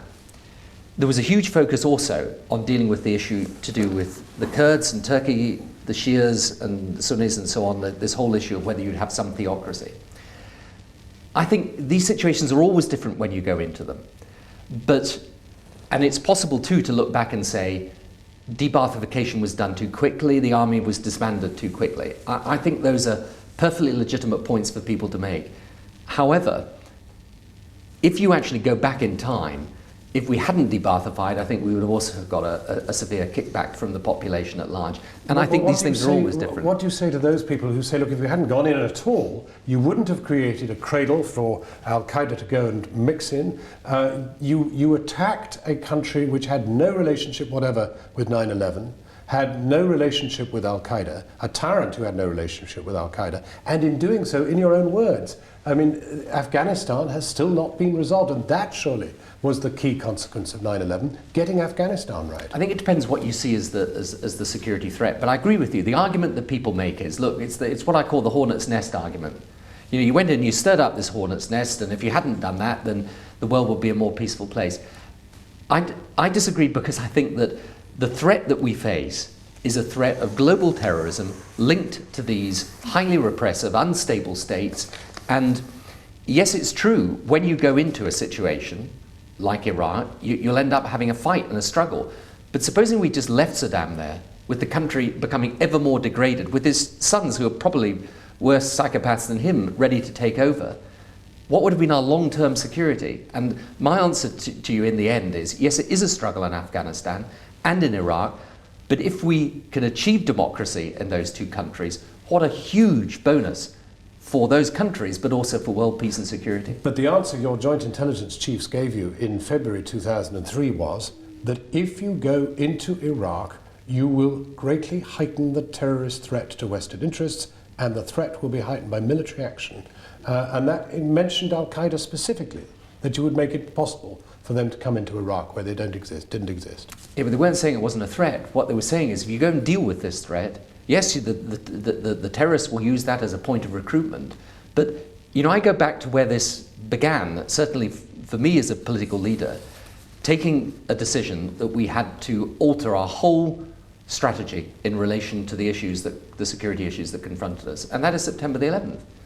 I mean, people talk now as if almost this extreme form of terrorism began because of what we did in Afghanistan or what we've done in Iraq.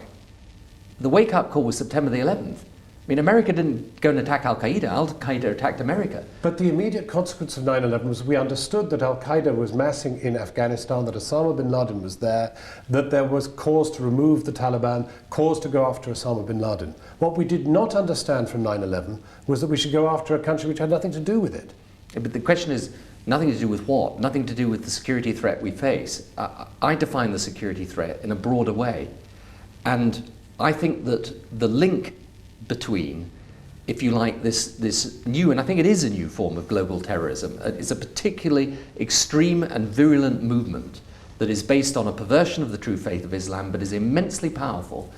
The link between that and states often in the same region, who are degraded states, repressive, brutal dictatorships, and who proliferate in or trade in chemical, biological, nuclear weapons, I think that link is the security threat. It's not just global terrorism on its own, it's the link between the two. But what that intelligence document also said was that if you go into Iraq, you will make it possible for Al-Qaeda to get hold of weapons of mass destruction, if they exist. We don't know that they do, but you think they do, and if they do, and Al-Qaeda are now present in Iraq, there's every reason to believe they may now have them. Well, if you end up going after this threat, there's no doubt at all that these people will fight back. But that's not a reason for not engaging in the struggle against them. And you've got to work out what is the long-term security Or what is the best guarantee of your long-term security? And my view of it is that the best guarantee of our long-term security is to recognize this threat and deal with it not just by security methods, but by bringing democracy and freedom to countries like Afghanistan and Iraq, and also by dealing with some of the causes upon which the terrorists prey, like the Israeli-Palestinian issue. Well, do you accept, and I'll come to Israel-Palestine in just a moment, do you accept that it has assisted in the further destabilization of Saudi? No, I don't. Shared border, 860 miles? No, You don't think that any of the recent attacks by Al-Qaeda in Saudi had anything to do with the war in Iraq? No. Not at all? But I think it's a really good point that you make. No, I don't actually. I think if you look back over the past 30, 40 years, you can see this thing building in Saudi Arabia. This isn't something that's come up as a result of what's happened in Iraq. It's been there for a long period of time. Many of this Well, this form of extremism has come. We've been facilitating it then. We've been building a massive great defence contract for them, complex for them, and we've been propping them up in every conceivable way. Surely we should perhaps have been more constructive. Are you now telling King Fahd that he has to go the way of Iraq and go for democracy and for human rights? Are you saying that to him? I think in a sense that is the message that we're taking out to the Middle East at the moment. To him? To King Fahd? And you say it? But we certainly say to the Saudis that we think there's got to be a process of change. Now, what they say back to us, I mean, I'll just be open with you, is if you take this process too fast, too quickly, there are dangers in destabilizing our country altogether. But I agree with you. You see, in my view, the real criticism of Western policy over the past 20 or 30 years is not, you're trying to bring democracy to these people. What are you doing, stirring up this hornet's nest? The real criticism is, for years, you were prepared to deal with these regimes. You were prepared to, if you like, believe that provided the regime at any particular moment was on side with you, it didn't matter whether there was democracy, human rights, freedom there. All that mattered was that they actually supported the West. I think the big strategic change that's happened in the thinking, certainly on my part since September the 11th, is yes, you've got to deal with this by security measures, but the ultimate security lies in the spread of democracy and freedom. That's the best security you can get. And the best spread you hoped for was in the Middle East. You said that as a quid pro quo, you wanted the movement on peace between Israel and Palestine. It's essential. And what have we got? We've got a situation in which President Bush, your ally, has given his blessing to settlements remaining within the West Bank. Yeah. And when you stood next to him in America, at that news conference, you didn't stand up and say, I'm sorry, that is not British policy. Or is it now British policy? Do the Israelis have to get out of the West Bank? The British policy remains exactly the same, and actually I did say this at the press conference, that whatever the so-called realities on the ground, all these things have got to be negotiated as part of the final status negotiation. But Sharon said last week that they're going to push in and build another 1,000, 2,000 houses deep into the West Bank. Expand these settlements. That's the mood of the day in Israel. It's expansion, not retraction. Yeah, but I'm not here to defend the Israeli government. No, but that's a consequence, surely, of the fact that there has been no push for peace in the Middle East. But isn't it sensible to ask why hasn't there been? Now, what we have is, first of all, an agreement by the international community on the two-state solution. And President Bush is actually the first American president to commit himself unequivocally to an independent Palestinian state, viable Palestinian state. The second thing you have, however, is you have a situation where until there is sufficient security measures that the Palestinians are assisted to take, it's not, of course there are appalling injustices happening on the Palestinian side. I'm afraid there's also terrorism happening in respect of innocent Israelis. Now, my job, if you like, is to try and get momentum back into that process, which is why we've got, for example, the Quartet, that's the United Nations, Russia, the European Union, America, working now on security and economic and infrastructure plans for the Palestinians to try and pull this process back to the roadmap and to the two-state solution. But I agree with you. I mean, look, this is a constant refrain of mine. It's a major part of the conversation I have the whole time, not just with him, with President Bush, with every world leader.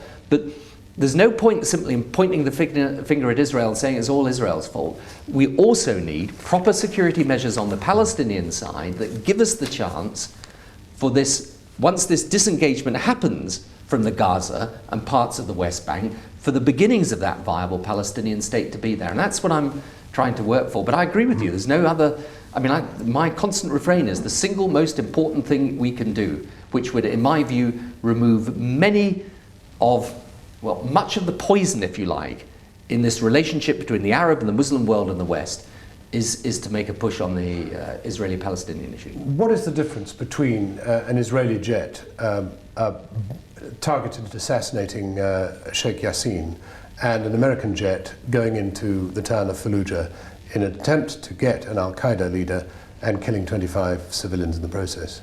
Well, in respect of Israeli policy, I mean, again, we've made it clear that we don't agree with the policy of targeted assassinations. You condemn the Fallujah attack. And in respect of Fallujah, I think the American forces are perfectly right to defend themselves, but I think everyone recognizes it is now better to do this with the Iraqi forces themselves leading this push against the insurgents. But, you know, just in fairness to what actually happened in Fallujah, the people who were firing out from civilian areas were these terrorists. Now, I happen to think it's important the Iraqis take the responsibility for this themselves. Mm-hmm. And, you know, unfortunately, when you take that type of action against insurgents, innocent people get caught up in it. And it's best, and I think the Iraqis will tell you, they will take some pretty tough security measures against these people, but it's best that they do it. Do you feel a moral responsibility for what happened in Abu Ghraib prison? I feel a responsibility for everything that happens in Iraq because no, let's just specialise specifically on Abu Ghraib. It's the scar that has soiled the whole endeavour. Look, what happened in Abu Ghraib prison was completely and totally unacceptable. That is our position, that is the American position, that is the position of everybody. And I just point out to you in respect of British soldiers, and indeed, to be fair, in respect of American soldiers, those people that have been charged with misconduct and with abuse of prisoners, as far as I'm aware, the vast bulk of them were charged before this ever became a news issue. Now, it is totally unacceptable, but it should not detract from the sacrifice made by British soldiers, by American soldiers, by coalition troops in bringing freedom to that country. But the freedom is so that situations like Abu Ghraib, which were the norm, sanctioned by official policy under Saddam, do not happen in the future. But taken in concert with Guantanamo, does it not suggest, in the aftermath of 9/11, that we have sacrificed the high ground of the rule of law, detaining without trial, subjecting people to dehumanizing conditions, the very business of shackling and suiting up these prisoners in orange, indeed to leave the propaganda trick for Al-Qaeda to parade the victims they're going to execute in similar suits. This is a terrible path we've gone. Do you not now regret that you ever agreed to any sort of detention of people who were therefore seized by the coalition and then incarcerated in Guantanamo? I think it is right that we remove what is a serious problem for all of us. I think and hope that it will be dealt with, that these people who have to face trial but face it in a proper way. If people can't be satisfied of that, do you want Guantanamo closed down? I would like to see, I've said in the House of Commons on many occasions, I say it again to you now, I understand the circumstances this arose out of, which was the killing of 3,000 innocent people on the streets of America. But it's always been something that cannot be anything other than a short-term solution that has to be put into a proper judicial process as soon as possible. But in propaganda terms, even a short-term solution, a terribly damaging one, you would Well, accept. of course, I mean, and this is used by people very strongly against us. So I have to tell you, in respect of the British detainees, every time there was any question of allegations of mistreatment, we would go and visit the detainees there. But I said before, and I say it again, it is a situation that obviously cannot remain for the long term. Has Mr. Bush given you any undertaking on giving the 4 back to Britain? Well, we are in discussion about it, as you know. 5 have come back already. No change. And there is a court ruling that has been made today. We need to study that carefully. But I do want to just make this point to you. It is obviously Abu Ghraib prison probably was the single most damaging propaganda victory, if you like, for the terrorists. And I found the whole thing repulsive. That is not what I came into politics to do. That's not what I sanctioned the action in Iraq for. It's interesting when you talk to the Iraqi Prime Minister and the Iraqi ministers about it, and they will condemn it utterly too. But they will also say, there is a difference now, which is you've been held to account for this. And we want to create an Iraq, not in which nothing bad is ever going to happen, in a prison or in a military detention center, that's part of life, but where the rules are such that if it does happen, people are held to account and punished for it. And our own attitude to imprisoning suspected terrorists or militants without trial. We have this law which detains foreigners at Belmarsh, but there are no Brits because they're subject to a different law. Is that really a good signal to send? Should not all people be equal under the law, whether foreign or British? Well, the people who are detained are detained subject to a judicial procedure. I mean, I should emphasize that to you. But I just want to tell you how difficult this is. I mean, we know there are Al-Qaeda operatives in Britain. We can't be sure of exactly how many or what they're doing. I mean, our security services actually do a fantastic job in trying to track them down. And it is very difficult. I mean, I was brought up as a lawyer with a strict belief in the rule of law and civil liberties, and I hold to that. But I also have a responsibility as Prime Minister to take what measures I really think are necessary for the protection of our country. And it is in a small number of cases, but I genuinely think it has to be done, because I know what would happen if I made the wrong decision on this and these people got through and did something appalling and killed a whole lot of innocent people. And people will turn around and say to me, well, what were you doing? And what on earth were you thinking of? Allowing these people to roam the street if your security services were coming to you saying these people are engaged in trying to conspire to cause terrorist acts in Britain. Another British soldier was killed today. What do you say to the families of British soldiers? After all, about a third of the British Army is going to find its way through the process of rotation in Iraq. Surely they're bound to say, you've handed over, it's time really for us to come home now and for the Iraqis to look after their own problems. One of the great things when you talk to the British soldiers down in Basra is, that's not what they say. They feel a tremendous sense of mission and purpose. They can see the difference they've made to people's lives in Basra. They can see that place had no investment for 30 years. The people subject to the most appalling brutality and oppression because of their religion, because they didn't like Saddam. And if you go and talk to the soldiers, they will tell you the difference they're making. So I don't think that's the view they have. And I think one of the great things about the British soldiers is that they have this incredible capability, both of fighting a war, but also of winning a peace. Just on the winning the peace, the reconstruction of Iraq, which we've shown in our film, there are some very positive aspects to it, not least the education investment, for example. But there are some awful problems too. Was it right, really? This is the first time in history, really, that a country, there's been an attempt, really, essentially, to privatize the reconstruction of a country. Private companies protected by private security companies. You get a situation like the Dora power station in Baghdad, and you find that the contractors have gone because it's too unsafe. If the military were in there, they'd be doing the job themselves. Is it really right to rest the peace on a privatized reconstruction process?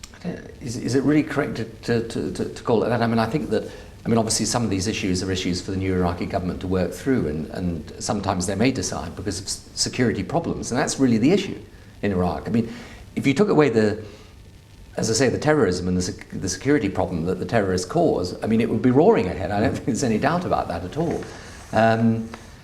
Look, I mean, we have found down in the south that we've managed to do it with a mixture of army and private contractors. I mean, I think you will need a thriving private industry there in the end. And the Iraqis traditionally, I mean, before Saddam, were very good business people, very entrepreneurial people. And, remember, there was something like 3 to 4 million Iraqis. I mean, something like a sixth of the population were effectively driven abroad during the years of Saddam. And these people are coming back now and wanting to work there. Prime Minister, you'd only be human if at the very lowest ebb of events in Iraq, you had said to yourself, am I right? Have I done the right thing? Have you ever asked that question? I think you should ask that question the whole time, particularly when you're in a situation of life or death. Have you ever thought that it was wrong?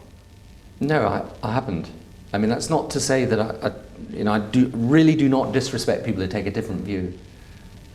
Because Iraq was I felt that Kosovo was an open and shut case. I felt that Afghanistan, in a sense, with the Taliban was. But you understand people in your own party. There really are a lot of people in your own party who feel very, very strongly that you were wrong, that you've made a mess, that actually what we've handed over is 100 civilians dying a week, 200 last week, a terrible morass.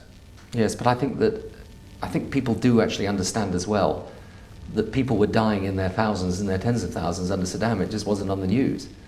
And the people that are dying now are dying as a result of the terrorism that's trying to stop Iraq moving forward. I mean, the best thing to do is to talk to the Iraqis. I mean, that they will make this case more eloquently than I ever could. And that lots of them have got plenty of criticism of the coalition, incidentally. And, a belief that we could have done things differently and better. But you ask them whether they would prefer to go back to the days when Saddam was in charge, and they look at you as if you're crazy.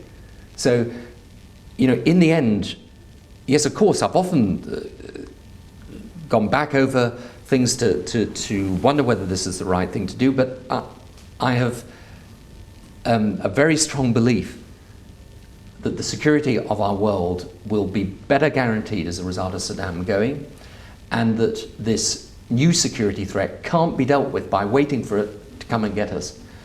And if you like, And do you think history will judge you as having made the right direction, the right decision? Will it bring you back to the heart of your own party? Well, I believe that people will look back on this and see it as the start not just of a new Iraq, but of a new Middle East. I believe that, but that's something that history and time will. Well, it depends how quickly it happens, doesn't it? But you see, I think that my job in this, in a way, this is what we bring to this situation, and this is what I was talking about earlier today at the press conference when I was talking about our evolving strategy, that I think the big insight and breakthrough, if you like, is for us to understand that you can't deal with the security threat just by military means. It's not to say you don't have to use military means, and I think getting rid of the Taliban in Afghanistan and Saddam in Iraq was important.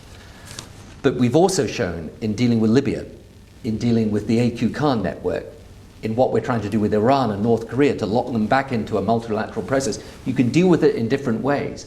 But the single ultimate best guarantee of our security is to spread democracy and human rights and freedom. And that, in a sense, is why, you asked me about Abu Ghraib prison, that's why it was so appalling, because it was against everything we were saying we were trying to bring about.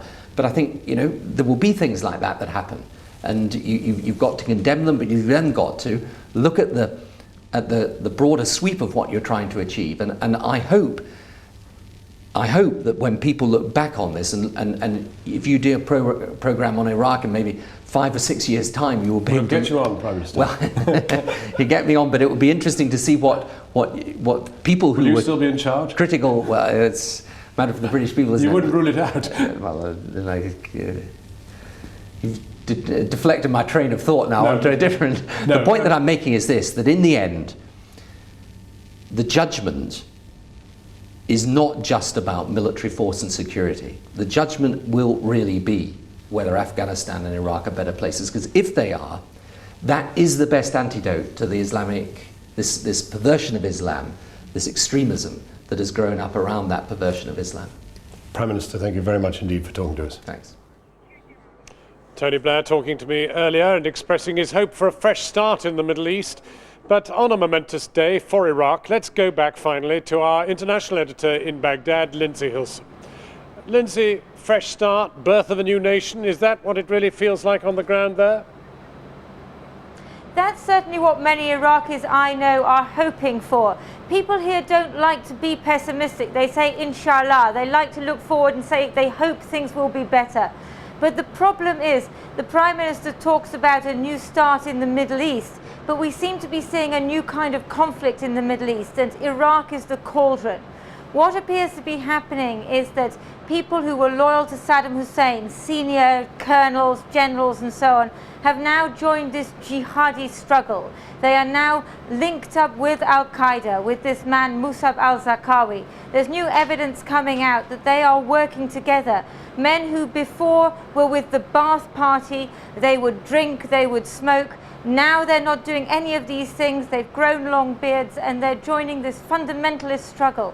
That is a very potent mix, and that battle is being fought here in Iraq. That's the real challenge for the new Iraqi government, but also for the Americans and the British, because they are the ones who have been instrumental in bringing this here. Lindsay Hilsum in Baghdad. The handover is done, therefore. There's much more now to go, and tomorrow on Channel 4 News, on day one of the new Iraq, as the country sets out on its uncertain future, we shall be exploring the painful issue of dealing with the past. We reveal the once secret files of Saddam's regime. We should be documenting 3 decades of horror with harrowing video footage of his torturers at work. Can a tortured nation come to terms with its history and break the cycle of violence upon violence? Just time then for our main headlines tonight on this an historic day for Iraq. Power has been officially handed over to the Iraqis. America's administrator, Paul Bremer, leaving the country just moments afterwards. The new Prime Minister and the new President called it a happy day. NATO leaders here in Istanbul hailed the birth of a new nation. Tony Blair told this programme tonight that the occupation is over. We have won the peace. That concludes our special programme tonight. We shall be back tomorrow at noon and again at 7. Thanks for watching. From Alex in London, all of us here in Istanbul, that is Channel 4 News. Good night.